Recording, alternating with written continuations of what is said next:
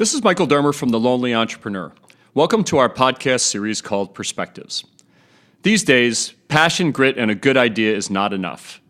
Success requires you to become a better entrepreneur each and every day. The question is, how do you do that? And to do it in the face of the one issue we all face as entrepreneurs, the struggle. Our podcast series brings you interviews with unique personalities who share their insights on how they overcame the struggle to become leaders in their field.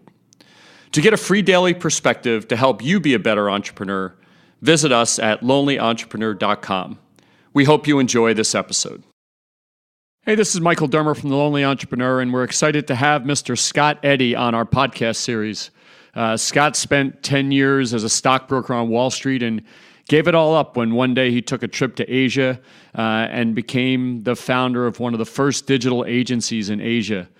Today, Scott is considered one of the go-to digital guys for some of the world's most successful travel brands, tourism organizations, and hotel properties. Scott's journey is really an amazing one, from Wall Street to his own agency to traveling the world for his 1.5 social media followers. We hope you enjoy this episode with Scott Eddy. Hey, this is Michael Dermer from The Lonely Entrepreneur, and I'm thrilled to be with Scott Eddy today. And as you're going to get to learn from Scott, he has not only traveled the world and transformed digital media, but has an incredibly interesting story of that many of us entrepreneurs try to mimic, from where he started and where he got to. So Scott, first of all, good morning. Hey, how's it going? Glad to be here. Thanks so much for joining us. So I want to take you back to your early days. I know I had read a little bit about that you had kind of an interesting event in high school and then ultimately went to Wall Street. Can you tell us a little bit about where you got started? Yeah, so I was born in Michigan, but I was raised in Fort Lauderdale ever since I was 3. And my father, actually my father's whole side of the family, they're all police officers. So my dad was a Michigan State Police and then became a Fort Lauderdale cop.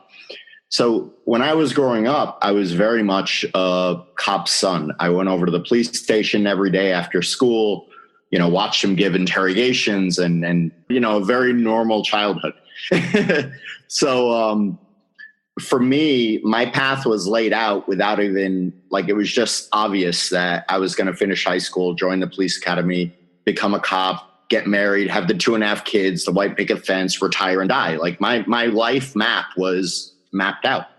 So 3 weeks before I graduated high school, my father was killed in the line of duty in a plane crash. He was a detective in robbery, and he was flying up to Tallahassee to get a confession from a guy who was already in jail.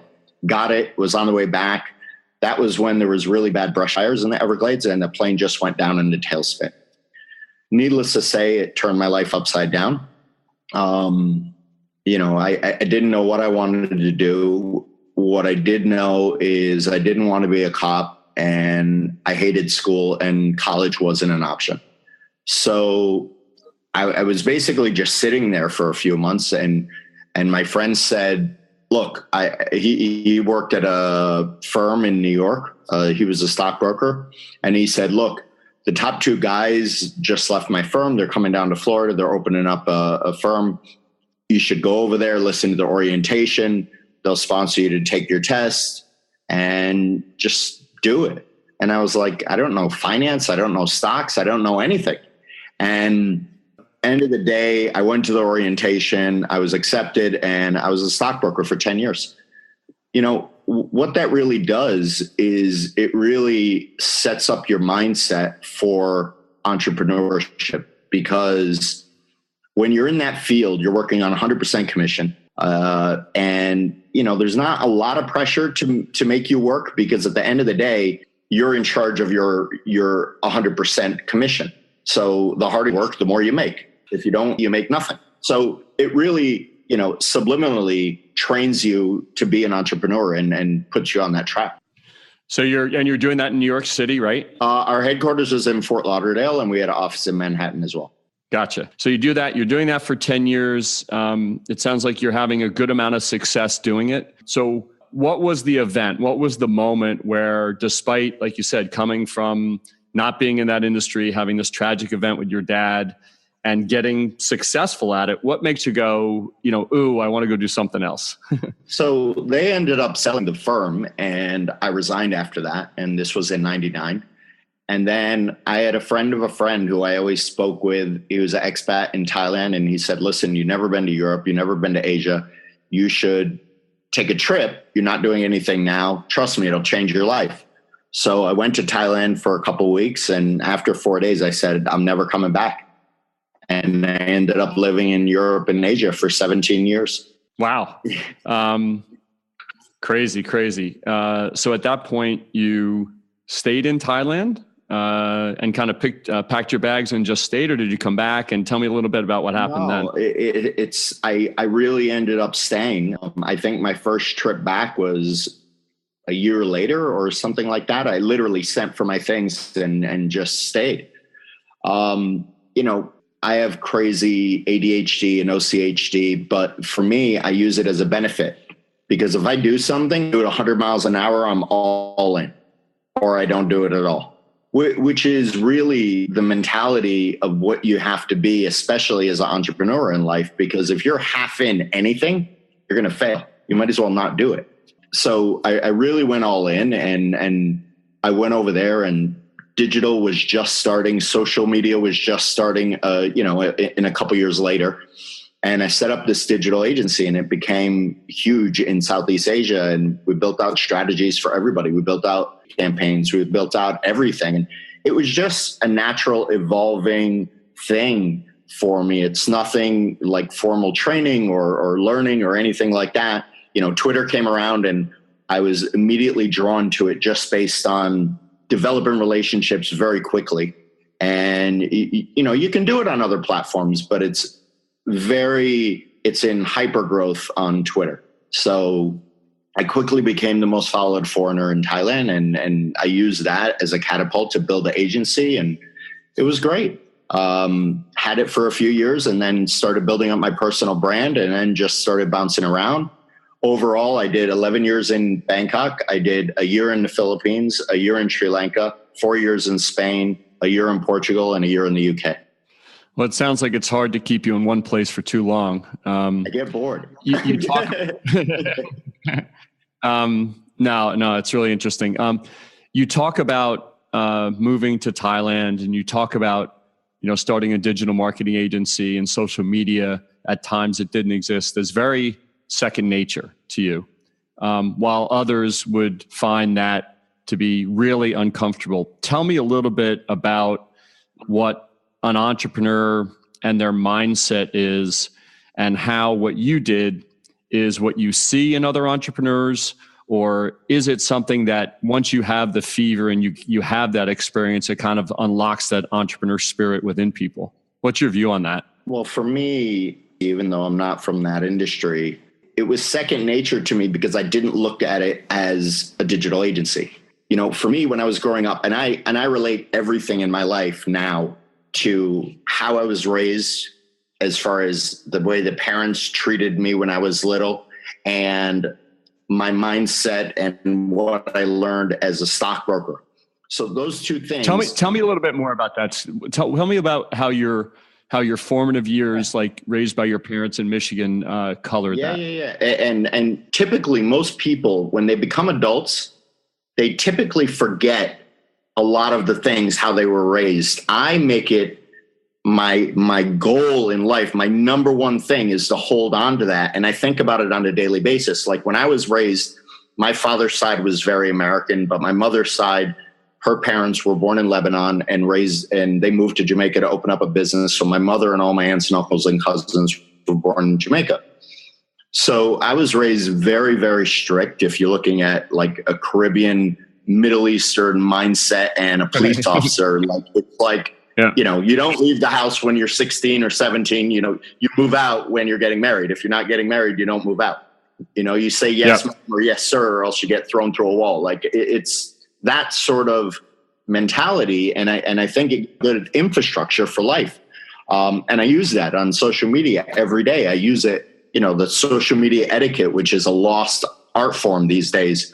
And then if you combine that with the aggressive sales that I learned in being a stockbroker, it sort of intertwines in a very lovely manner. And then going back to my father, think about this. The most of the time when I was growing up, he was either a detective in robbery or a detective in homicide. Now, when you're investigating cases, how do you close a case? You close a case by talking to people, getting information. How do you get the information? You have to develop a relationship with some sort of informant or some sort of witness. So again, right. All about developing relationships. The whole core is developing relationships, becoming friends with somebody. When you're a stockbroker, think about this. 99% of your business is done over the phone. When you're talking to somebody, there has to be a first call where you don't know each other, where it's an absolute cold call. There has to be an initial contact. And how do you develop that relationship very quickly? You have to become that guy's best friend in 15 seconds, in 30 seconds, or else you're going to lose interest. So again, the core is all about relationships.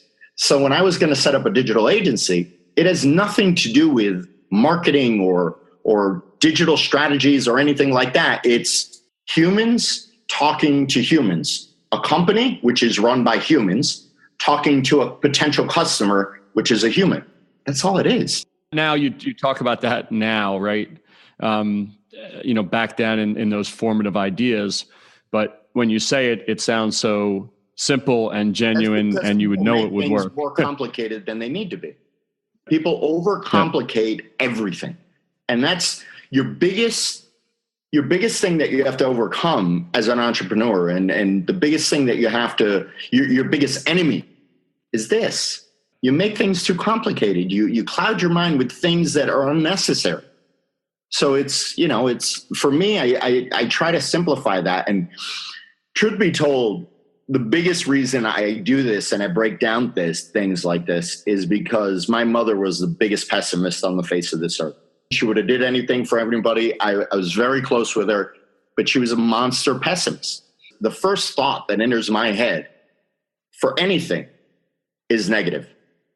But I quickly turn that around, in a matter of a half a second, because I don't want to be like her in that respect. So that's why I'm so an optimist on steroids, like overwhelmingly. That's great. So now you're traveling throughout the world. You're obviously working on your digital marketing agency. It sounds like that at the core of everything you do is this notion of a true, genuine relationship. Tell us that from your world of the digital marketing days, how did you see yourself going forward into the brand ambassador and speaker and leader that you are today? I have no idea. and I'm honest with that. And truth be told, nobody can predict. If you ask me now what I'm going to be in 5 years, I have no idea. I don't know if this wave is going to continue, if things are going to evolve. I mean, how fast this industry pivots and changes and things pop up. I mean, you just have no idea. So back then, I didn't know. I mean, the word influencer wasn't even a term. So if you think about it, the only thing that you could really understand is that audiences were getting more and more important. I was just concentrated on getting as big as possible, staying as active as possible. And then I didn't think it would end up being a business. I was rolling the dice. Absolutely. And given how quickly things change, what is your view? There's a lot of people out there that say entrepreneurs shouldn't even write business plans, right? The world changes so quickly that you shouldn't even write a business plan. Given what you just said about the unpredictability of the future, what's your view on that? Well, I think you got to have some sort of structure. I think that you can't just, have no structure and like throw your hands in there and say, okay, I'm going to start a butcher shop. You got to have steps. You got to have things that, you got to go in order. You got to be organized. Abiding by a list, it keeps you structured. It keeps your head clear. It gives you something to focus on. You can't just jump into things willy-nilly. Yep. Of course. In all of your travels, and obviously you've had the opportunity to work with some of the most prestigious travel, hotel, and food and fashion brands in your career, has there been a common theme that you've seen amongst the true kind of entrepreneurs and groundbreakers that you've had the opportunity to spend time with? The people that are the decision makers for the brands that I've dealt with, obviously there's two types of people. They either seriously get it or they're serious dinosaurs. Obviously the dinosaurs, I'm gonna work with them once and then never work with them again because there's no real benefit for me other than money. And money is not really my motivating factor. It's to grow my brand long-term. Long-term value of my personal brand is the number one goal. But the people that do get it, the common denominator is they have no ego. They very much do not micromanage. What it is, how they say that, the wealthiest people in the world and the smartest people in the world, they surround themselves with people smarter than them, and it's the truth. The thing is they hire somebody for a job. They don't micromanage. The person got hired for that job because of their background, their track record, their credentials, their mindset, whatever it is, and they just let them do what they need to do. And that makes a very happy environment. So, work culture, employee culture, that sort of thing, the higher level that is, the more success and the more people that get it, it's on par. Yeah. And, one of the challenges for entrepreneurs is a lot of times people will say, and certainly I had this experience, that ego is such an important driving factor behind success.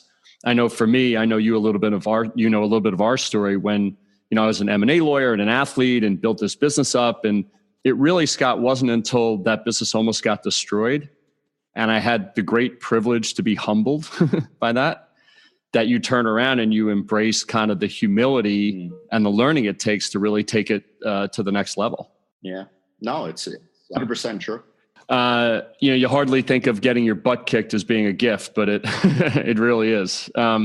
So in all of this journey and all of the different things that you've done and that you will do, can you point to a day that was the hardest day and a day that was the most rewarding day?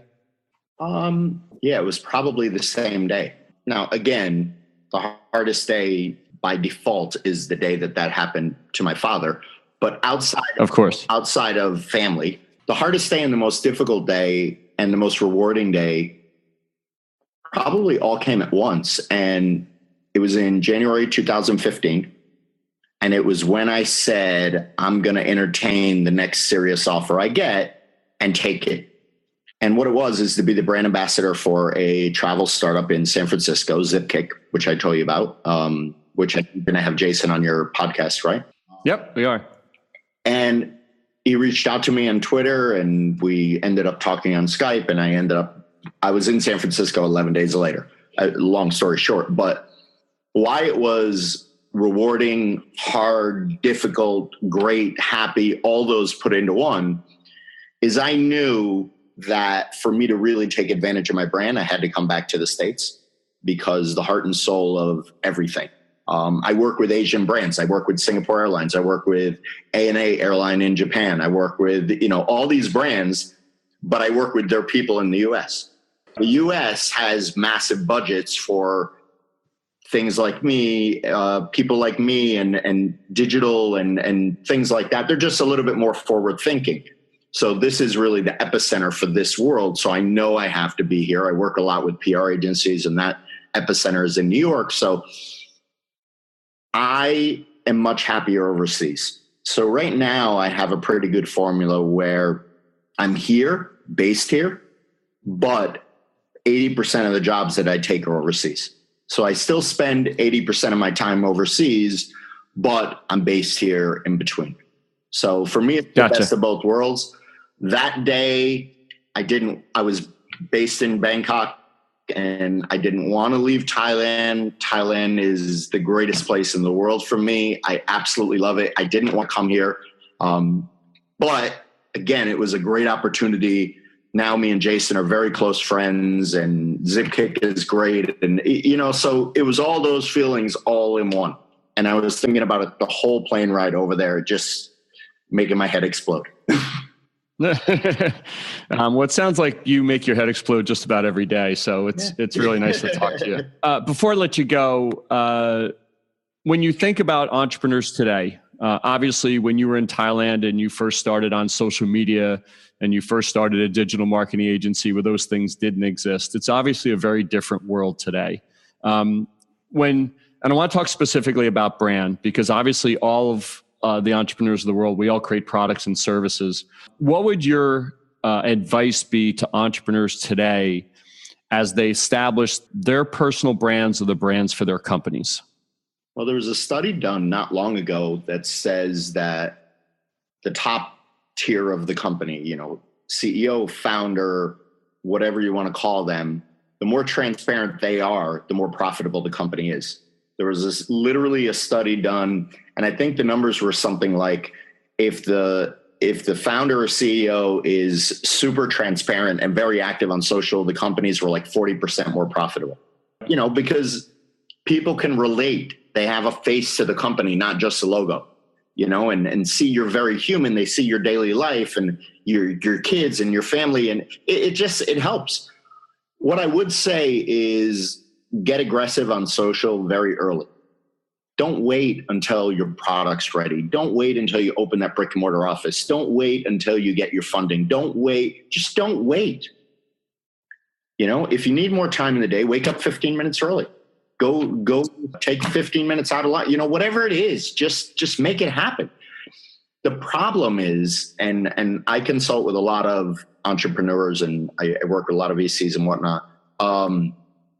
The problem is an entrepreneur that doesn't get social media, they don't see the value of investing their time because they don't see the ROI coming back tomorrow.